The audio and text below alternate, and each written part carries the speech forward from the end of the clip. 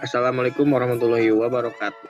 Perkenalkan, nama saya Dwijar Mutakin. Jadi saya di sini akan mempresentasikan sebuah jurnal yang berjudul penentuan kadar mangan pada air gambut secara spektrometri UPPs dengan berbandingan metode kurva kalibrasi dan adisi standar.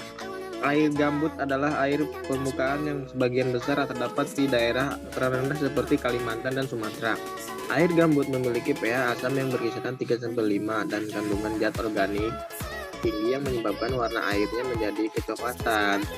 Selain itu, warna kecoklatan pada air gambut juga dipengaruhi oleh kandungan besi dan mangan yang tinggi. Penentuan kadar Mn pada umumnya menggunakan spektrometer serapan atom yang terdapat mengukur kadar logam dengan ketelitian tinggi. Namun, mahalnya harga alat menjadi faktor penyebab minimnya ketersediaan alat yang dimiliki. Terkait hal tersebut diperlukan metode alternatif untuk menentukan kadar tersebut dalam sampel. Metode alternatif yang ditawarkan adalah menggunakan spektrometer ultraviolet visible. Penentuan kadar Mn dalam air sumur menggunakan spektrometer UPPs umumnya menggunakan metode kurva kalibrasi. Kemudian alat dan bahan.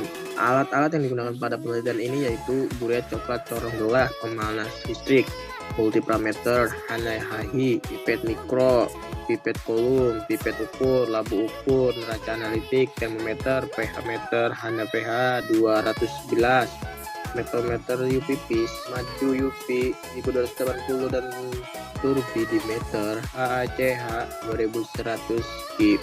Bahan-bahan yang digunakan dalam penelitian ini meliputi aquadex, amonium persulfat, asam nitrat, asam fosfat, mangan sulfat monohidrat, merkuri sulfat, dan peraknitat. Pengambilan sampel air gambut. Sampel berasal dari air gambut yang diambil di daerah Jalan Sepakat 2. Pengambilan sampel dilakukan pada 3 titik lokasi menggunakan ember, kemudian dimasukkan ke dalam jerigen plastik berukuran 10 liter. Karakteristik sampel dilakukan dengan mengukur nilai pH, kekeruhan, dan konduktivitas masing-masing menggunakan pH meter, turbidimeter, dan multiparameter. Pembuatan fraksi Mn merkuri sulfat sebanyak 7,5 gram dilakukan dalam 40 mili asam nitrat pekat. Pembuatan kurva kalibrasi. Larutan standar Mn dibuat dengan variasi konsentrasi 0,5 ppm, 1,0 ppm, 1,5 ppm, 2,0 ppm, dan 2,5 ppm dalam 25 ml aquadex. Pada larutan standar tersebut ditambahkan 1,25 ml fraksi Mn. Dipanaskan dan dididihkan selama 10 menit. Setelah itu wadah diangkat dan ditambahkan masing-masing dengan 0,2 gram amonium persulfat. Kemudian penentuan kadar Mn dalam air gambut dengan metode adisi standar. Sampel air gambut ini sebanyak 25 ml. Kemudian ditambahkan larutan standar Mn 10 ppm masing-masing sebanyak tersebut. Langkah tahap pengujian selanjutnya dilakukan sama seperti langkah pada tahap 2,5. 7. Validasi metode spektrometri UPPs. Uji linearitas. Uji linearitas dilakukan dengan membuat kurva menggunakan larutan standar dengan konsentrasi berbeda yaitu 0,5 ppm, 1,0 ppm, 1,5 ppm, 2,5 ppm, dan 2,5 ppm. Setelah itu dilakukan analisis menggunakan spektrometri UPPs dengan pengulangan sebanyak 3 kali. Hasil yang diperoleh yaitu berupa absorbansi dihubungkan dengan kadar lautan standar yang diambil, yang diplotkan menjadi kurva membentuk suatu persamaan garis lurus. Selanjutnya, di sini ada limit deteksi dan limit kuantifikasi. Penentuan nilai LOD dan LOQ dilakukan dengan menghitung kesimpangan waktu dari respon sinyal larutan standar atau spek sampel. Menganggap bahwa respon blanko adalah 0, maka diperoleh persamaan sebagai berikut. Kemudian di sini ada keterangan LOD, limit deteksi, LOQ, limit kuantifikasi SB, simpangan baku larutan standar Y-blank sinyal blanko. Kemudian ada uji akurasi. Uji akurasi dilakukan dengan menghitung nilai bias dari kadar yang diperoleh dengan ambang batas kurang lebih 20%. Perhitungan nilai bias dilakukan dengan menghitung selisih nilai sebenarnya dengan konsentrasi yang terukur. Kesamaan untuk menentukan nilai akurasi adalah sebagai berikut. Selanjutnya, jika ada uji presisi. Uji presisi dilakukan dengan menghitung standar deviasi pada setiap persentase larutan. Nilai Kelvin ditentukan dengan cara menghitung persentase pada setiap daerah standar yang dibuat. Rumus yang digunakan adalah sebagai berikut. Kemudian ada RSD, dan keterangannya RSD itu yaitu standar deviasi relatif X. Kadar rata-rata MN dalam sampel SD, standar deviasi N. Perlakuan X, kadar MN terukur. Uji intercept. Uji intercept dilakukan dengan melihat nilai intercept yang dihasilkan terhadap titik potong sumbu X dan Y. Pengujian nilai intercept dilakukan dengan menghitung rentang kepercayaan intercept pada taraf kepercayaan 95%. Tujuannya untuk melihat ada tidaknya bias sistematik. Pengolahan data penentuan kadar uji T. Uji T dilakukan untuk mengetahui metode terbaik secara statistik antara kurva relevasi dan adisi standar.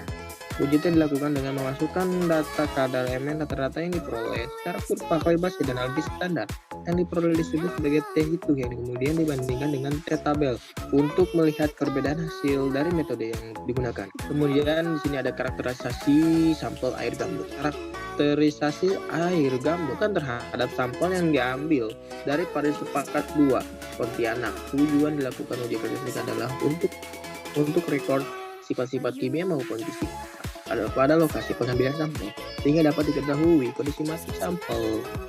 Karakterisasi yang dilakukan seperti pengukuran pH, kekeruhan, kodifikasi, dan zat organik. Berdasarkan tabel tersebut, terlihat bahwa terdapat kodifikasi antara nilai pH dan zat organik, yaitu semakin tinggi zat organik maka nilai pH semakin menurun. Selain itu, dilihat dari nilai kekeruhan yang menunjukkan terhadap hubungan yang sebanding. Artinya semakin tinggi, kekeruhan kodifikatif juga meningkat. Hasil penentuan panjang gelombang maksimum. Panjang gelombang maksimum merupakan panjang gelombang yang memiliki daerah serapan paling maksimal dibandingkan dengan gelombang lain. Hasil penentuan panjang gelombang maksimum. Panjang gelombang maksimum merupakan panjang gelombang yang memiliki daerah serapan paling maksimal dibanding panjang gelombang lainnya. Kemudian penentuan panjang gelombang maksimum menggunakan larutan standar mangan dengan konsentrasi 2 ppm. Larutan standar yang diukur berwarna merah lembayung merupakan hasil oksidasi Mn2 plus menjadi MnO4 oleh persuplat. Hasil pembuatan kurva kalibrasi terpisah. Kurva kalibrasi terpisah dibuat dengan melakukan pengukuran absorbasi pada larutan standar. Larutan standar Mn ditambahkan dengan reaksi mangan yang kemudian dipanaskan. Reaksi yang mangan terdiri dari senyawa merkuri sulfat, asam sitrat, asam fosfat, dan perak nitrat. Hasil pembuatan kurva adisi standar. Pembuatan kurva adisi standar digunakan untuk menentukan konsentrasi sampel secara adisi standar dengan 3 kali pengulangan pada 3 titik yang berbeda sehingga diperoleh titik kurva yang ditunjukkan pada gambar. Nah, hasil perbandingan penentuan parameter analitik, metode kurva kalibrasi dan analisis standar. Kurva kalibrasi terpisah dibuat dengan variasi konsentrasi standar dan metode adisi standar menggunakan variasi penambahan larutan standar. Hasil pengukuran kedua metode tersebut berupa data absorbansi yang diolah untuk mendapatkan konsentrasi sampel. Pada proses pengolahan terdapat beberapa parameter analitik yang dapat dihitung dan mempengaruhi pertimbangan untuk memilih metode terbaik dalam analisis. Batas deteksi merupakan konsentrasi terendah dari analit yang dapat terukur oleh instrumen dengan memberikan perbedaan respon antara analit dan belangko. Batas terdeteksi dari metode kalibrasi terpisah 0,170 ppm. Nilai tersebut menunjukkan bahwa antara sinyal analit dengan belangko dapat dibedakan menjadi konsentrasi tersebut. Semakin kecil nilai LOD, maka akan semakin sensitif metode yang digunakan. Oleh karena itu, LOD yang diperoleh harus seminimal mungkin agar semua kadar yang terukur berada di atas nilai LOD. Berdasarkan tujuan yang telah dirumuskan, maka dapat disimpulkan dalam penelitian ini sebagai berikut. Hasil perbandingan parameter analitik yang diperoleh dari kedua metode menunjukkan linearitas dan akurasi yang baik, akurasi yang sangat baiknya. Sementara itu, presisi adisi standar lebih baik karena memberikan sen KP yang lebih kecil dibanding kurva kalibrasi. Terus kemudian itu ada hasil perbandingan kadar antara kurva kalibrasi dan adisi standar secara deskriptif memberikan hasil yang berbeda, namun secara spesifik berdasarkan uji T menunjukkan bahwa perbedaan yang dihasilkan tidak signifikan. Baik, mungkin itu saja persepsi dari saya. Bila ada kesalahan mohon dimaklumi dan mohon dimaafkan. Wassalamualaikum warahmatullahi wabarakatuh.